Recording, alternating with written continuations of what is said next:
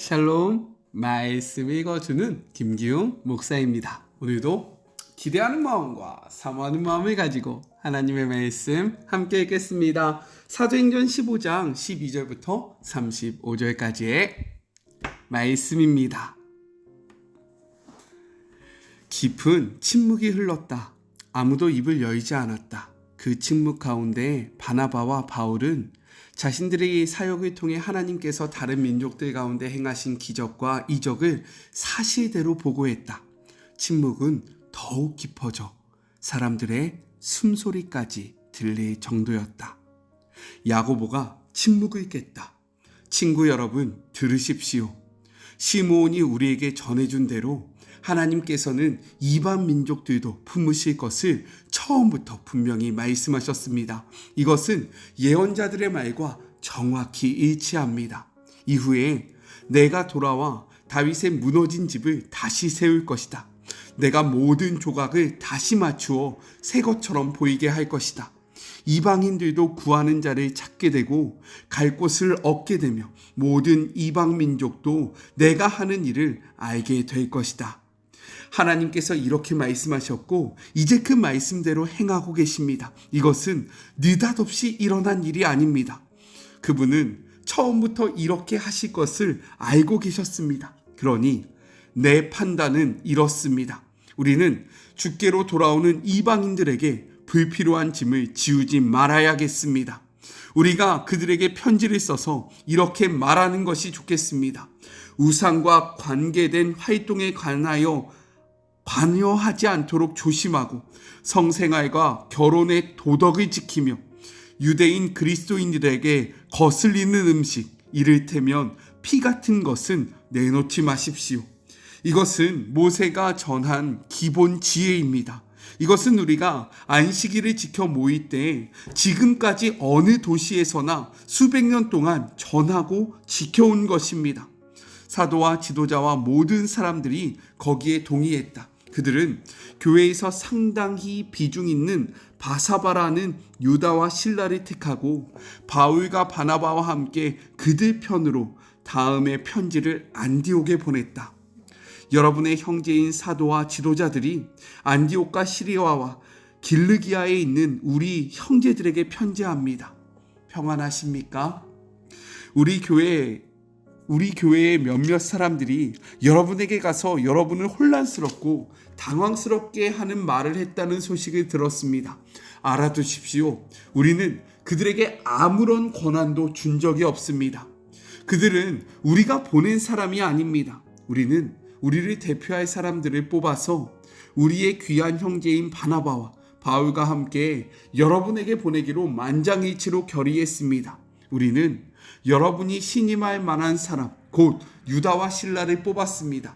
그들은 우리 주 예수 그리스도를 위해 몇 번이나 죽음까지도 마다하지 않은 사람들입니다. 우리는 그들이 여러분을 대면하여 우리가 쓴 내용이 사실임을 확증해 주도록 그들을 보냅니다. 성령과 우리는 꼭 필요한 최소한의 책임 외에는 여러분에게 어떤 무거운 짐도 지워서는 안 된다고 생각합니다. 여러분은 우상과 관계된 활동에 관하지 않도록 조심하고 유대인 그리스도인들에게 거슬리는 음식, 이를테면 피 같은 것은 내놓지 말며 성생활과 결혼의 도덕을 지키십시오. 이런 지침만 따른다면 우리 사이에는 뜻이 맞고 돈독한 관계가 충분히 유지될 것입니다. 하나님께서 여러분과 함께 하시기를 바랍니다. 그들은 안디옥으로 떠났다. 그들은 그곳에 도착해서 교회 회중을 모아놓고 편지를 읽어주었다. 사람들은 크게 안도하고 기뻐했다. 훌륭한 선교자인 유다와 실라는 많은 격려와 소망의 말로 새로운 동료들에게 힘을 실어주었다. 어느새 돌아갈 때가 되었다. 새로운 동료들 모두가 웃음과 포옹으로 그들을 전송했고 유다와 실라는 자신들이 보낸 이들에게 보고하러 가기 위해 길을 떠났다. 바울과 바나바는 안디옥에 머물면서 하나님의 말씀을 가르치고 전했다. 그러나 그들은 혼자가 아니었다. 당시 안디옥에는 가르치고 전하는 사람들이 많이 있었다. 이것은 하나님의 말씀입니다. 오랜만에 이렇게 동영상으로 다시 말씀을 나누게 되었습니다. 라이브로 하니까요, 중간중간에 버퍼링도 좀 생기고 끊김 현상이 좀 생기는 것 같아서 빨리 이렇게 말씀을 다시 동영상으로 찍게 되었는데요. 오늘부터는 이제 말씀을 나누고 그 단락에 맞는 적용 질문을 제가 올려드릴 겁니다. 그 적용 질문을 생각하시면서 말씀을 조금 더 깊이 묵상하면 말씀을 이해하는데, 그리고 말씀을 내 삶 속에 적용하는데 도움이 될 것이라 생각합니다. 오늘의 말씀을 통해서는요, 3가지를 함께 생각해 보았으면 좋겠어요. 첫째, 말씀으로 정리하는 야고보에 대해서 이야기를 합니다. 우리가 함께 묵상하지 못했던 토요일과 주일 말씀에는요, 1차 전도여행을 마친 바울과 바나바가 예루살렘 교회에 돌아와서 선교 보고를 하는 내용이 담겨져 있습니다. 선교 보고의 주된 내용은 무엇이냐? 이방인에게도 성령이 동일하게 임했다 라는 그러한 사실이었어요. 이에 베드로도요, 하나님께서는 자신들, 즉 유대인이나 이방인이나 차별 없이 대하심에 대해서 증언을 합니다. 15장 9절의 말씀 같이 한번 읽어볼까요? 믿음으로 그들의 마음을 깨끗이 하사 그들이나 우리나 차별하지 아니하셨다라고 이야기를 하고 있어요. 이렇듯 하나님은요, 우리를 차별하지 않는 분이다 라고 선포하고 있는 것입니다. 베드로의 증언을 들은 교회 공동체가 가만히 있자 다시금 바나바와 바울이 하나님께서 행하셨던 일들에 대해서 증언을 합니다. 그리고 이제 예루살렘 교회의 대표 리더였던 야고보, 이 야고보는요, 예수님의 형제였던 야고보를 의미합니다. 이 야고보가 이야기를 시작해요. 그의 이야기가 무엇입니까? 베드로의 증언이 사적인 경험에 국한되는 것이 아니라 그의 증언은 구약 선지자들의 예언과 일치하고 성경적 증언과 연결된다라고 이야기하고 있는 거예요. 야고보가 언급한 말씀은 아모스 9장 11절부터 12절의 말씀입니다. 같이 한번 볼까요? 그날에 내가 다윗의 무너진 장막을 일으키고 그것들의 틈을 막으며 그 허물어진 것을 일으켜서 옛적과 같이 세우고 12절 그들이 에돔의 남은 자와 내 이름으로 일컫는 만국을 기업으로 얻게 하리라. 이 일을 행하시는 여호와의 말씀이다 라고 선포하고 있습니다. 이 말씀은 2가지의 약속을 품고 있는 거죠. 먼저는 하나님께서 다윗의 무너진 장막을 다시 지으실 것을, 그리고 둘째는 모든 이방인들로 주를 찾게 하실 것을 약속하고 있고, 실제로 이것은 예수님을 통해서 무너졌던 다윗의 왕국이 세워짐을, 즉 하나님 나라가 힘있게 세워짐으로써 이것이 이루어졌고, 또한 성령을 보내셔서 이방인들을 모으심으로 이루어졌다라는 겁니다. 즉 모든 일은 성경의 예언대로 하나님의 주권 아래 이루어진 사건이다 라고 힘있게 이야기하고 있는 겁니다. 우리는 이 말씀을 기억해야 해요. 이 모습을 본받아야 합니다. 첫 번째 적용이에요. 우리의 경험만으로 이야기하는 것이 아니라 성경의 말씀이 어떻게 이야기하고 있는지 우리의 결정을 멈추고 성경을 근거로 결정하는 하루가 되기를 간절히 소망합니다.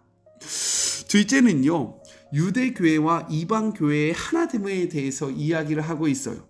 바나바와 바울이 그렇게 보고를 하고 베드로의 증언에 이어서, 그리고 말씀을 근거로 야고보는 이렇게 선언을 하는 거죠. 19절의 말씀입니다. 그러므로 내 의견에는 이방인 중에서 하나님께 돌아오는 자들을 괴롭게 하지 말고 라고 이야기합니다.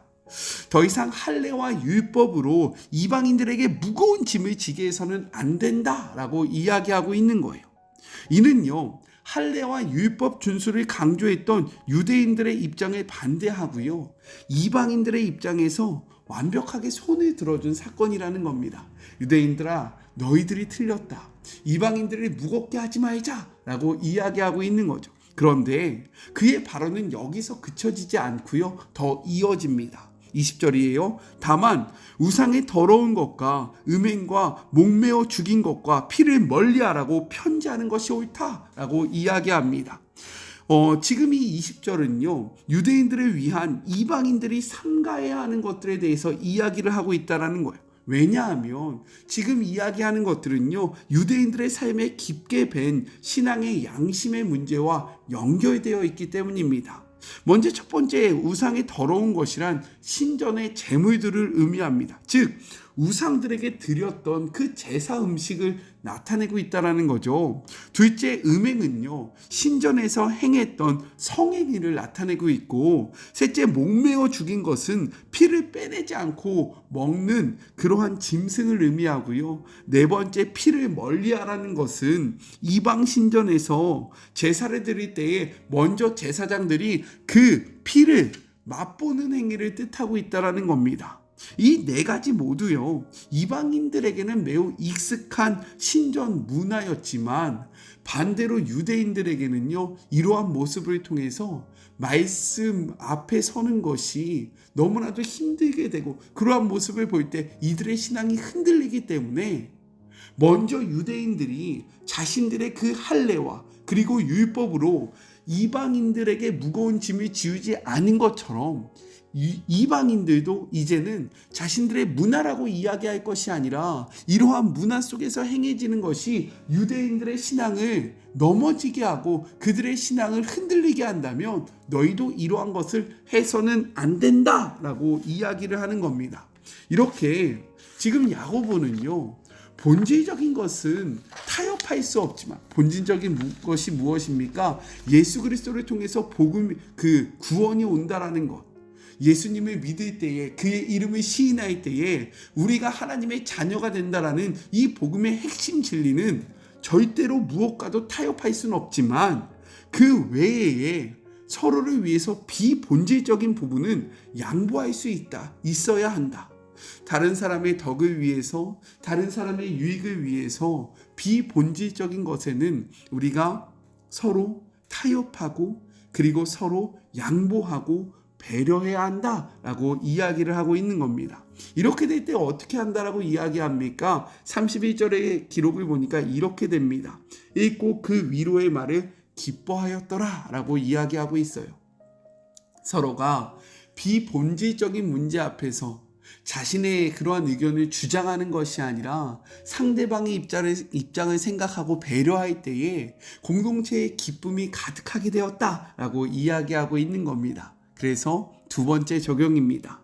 내가 속한 공동체 안에서 복음의 본질이 아닌 비본질적인 부분 속에서 내려놓고 양보해야 하는 것들은 무엇인지 생각하고 이것들을 양보하며 살아가는 우리가 되었으면 좋겠습니다.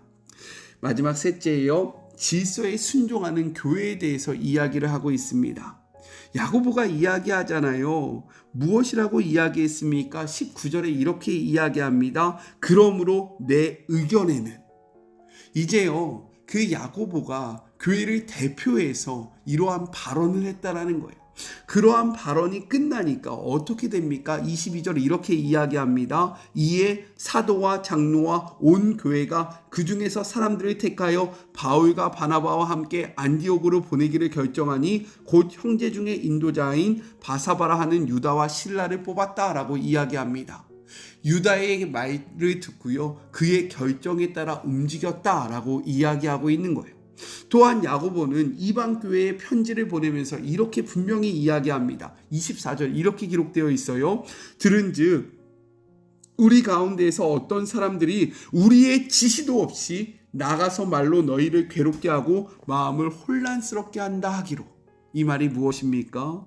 그들은 예루살렘 교회를 대변하는 자가 아니기 때문에, 예루살렘 교회가 그들을 파송한 것이 아니기 때문에, 그들에게 권위를 준 것이 아니기 때문에 너희들은 그들의 말을 낙심하지 말라, 괴념치 말라라고 이야기하고 있는 겁니다. 이렇게 초대교회는요, 하나님께서 세우신 영적인 질서 위에 운영되었다라는 거예요. 성경은 이야기합니다. 고린도전서 14장 33절의 말씀이에요. 하나님은 무질서의 하나님이 아니시오 오직 화평의 하나님이시라. 모든 성도가 교회와 함과 같이 라고 이야기하고 있습니다. 우리 하나님은요, 무질서의 하나님이 아니라는 거예요. 그리고 무엇이라고 이야기합니까? 화평의 하나님이다 라고 이야기합니다. 즉 질서를 지킬 때에 화평이 이루어진다라는 거예요. 하나님께서 세우신 영적인 질서를 지켜나갈 때에 그 질서에 순종할 때에 평화가 임하게 된다라고 이야기하고 있는 거죠. 그래서 세 번째 적용입니다. 내가 순종해야 할 교회와 가정에서의 영적인 리더는 누구인지를 생각하고 영적인 질서에 어떻게 순종할 것인지를 생각하고 적용하시기를, 그것들을 살아가는 우리 모두가 되기를 간절히 소망합니다. 우리 같이 기도할까요? 하나님 감사합니다. 초대교회는 여러 문제 앞에 자신들의 경험만으로 그것을 확정하지 않고 말씀을 근거로 자신들의 행동을 어떻게 할지를 분별합니다. 하나님, 우리도 그렇게 되기를 원합니다. 우리가 경험한 것으로만 행동하는 것이 아니라 우리가 경험했던 것으로만 결정하는 것이 아니라 그 결정 끝에 하나님의 말씀을 두게 하시고 하나님의 말씀으로 결정하고 하나님의 말씀을 쫓아나가는 주의 모든 자녀들이 되게 하여 주시옵소서. 본질적인 문제는 그 어떤 것도 타협할 수 없음을 고백합니다. 그러나 비본질적인 것에는 우리가 타협하고 배려하고 양보해야 합니다. 그러할 때에 공동체의 기쁨이 가득하게 된다라고 이야기합니다. 이 말씀 앞에 내가 내려놓아야 할 나의 그러한 비본질적인 신앙의 모습은 무엇인지, 내가 용납하고 내가 받아들여야 하는 것은 무엇인지를 생각하고 그것들을 실천하는 주의 모든 자녀들 되게 하여 주시옵소서. 초대교회는 영적인 질서가 분명하였습니다. 그래서 그 베드로의 말에 동의하였고 그 말대로 행하였고 그 말대로 나아갈 때에 어떻게 되었습니까? 기쁨이 가득하게 되었습니다. 하나님은 무질서의 하나님이 아니라 질서의 하나님이라고 말씀하고 계십니다. 우리는 어떠합니까? 하나님이 세우신 질서에 순종하고 있습니까? 내가 기준이 되어 살아가고 있지는 않습니까? 하나님이 세우신 질서에 순종함으로 평화를 누리는 주의 모든 자녀들 되게 하여 주시옵소서. 함께 하실 주님을 바라보며 거룩하신 예수 그리스도의 이름으로 간절히 기도드립니다. 아멘. 네, 어떻게 이렇게 동영상으로 나누는 것이 더 좋으십니까? 여론을 보니까 동영상이 훨씬 더 좋더라고요. 네, 이 자리를 더욱더 힘있게 지켜보도록 하겠습니다. 저를 위해서 그리고 이 영상을 편집하는 우리 사랑하는 지체들을 위해서도 함께 기도해 주시기를 소망합니다. 저는요 또 내일 만나도록 할게요. 사랑하고 주님의 이름으로 축복하면서 오늘 하루도 힘내세요. 우리 내일 만나요. 안녕. 오늘도 수고하셨습니다.